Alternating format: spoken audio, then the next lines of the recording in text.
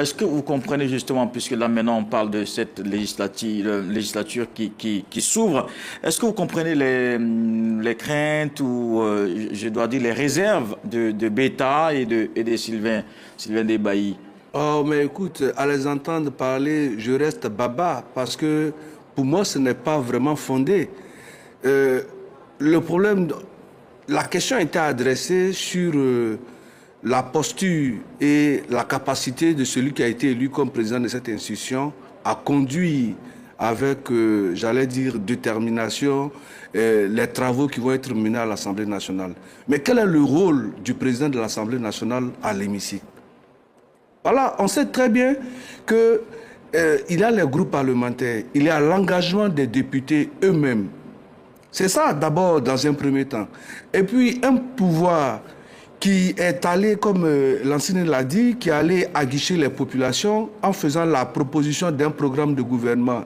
Et une fois qu'il est donc élu à la tête de l'État, il a besoin de certains leviers essentiels pour appliquer son programme de gouvernement. Et c'est en cela que l'hémicycle devient, si vous voulez, cette institution-là qui vient donner du coffre et du crédit avec son assentement à travers le vote des lois pour permettre la mise en place de l'action gouvernementale.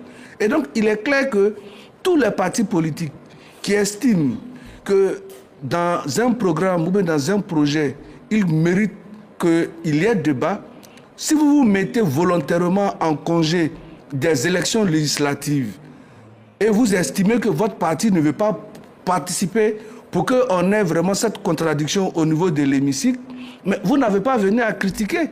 Parce que vous-même, de votre propre chef, vous avez demandé de ne pas aller aux élections législatives. Maintenant que certains partis y sont allés, le débat, il est mené, mais c'est la pertinence et l'argumentation sur les projets qui sont proposés.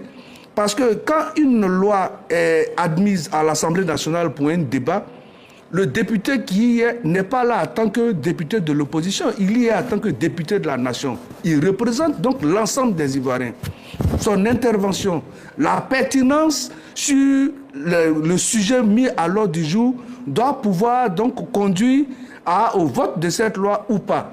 Ça n'a absolument rien à voir avec son obédience politique.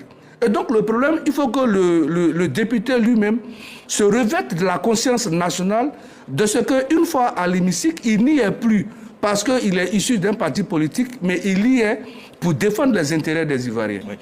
Beta Michel, on a entendu Eric Bayala qui estimait que le déséquilibre part aussi de cette représentation de l'opposition à l'Assemblée nationale, surtout que le PPACI n'est pas allé à ces élections législatives. Vous savez, l'Assemblée nationale, c'est le lieu des débats par excellence, c'est le lieu de l'expression démocratique par excellence de notre désir, de la volonté populaire des populations, de voir le débat se faire.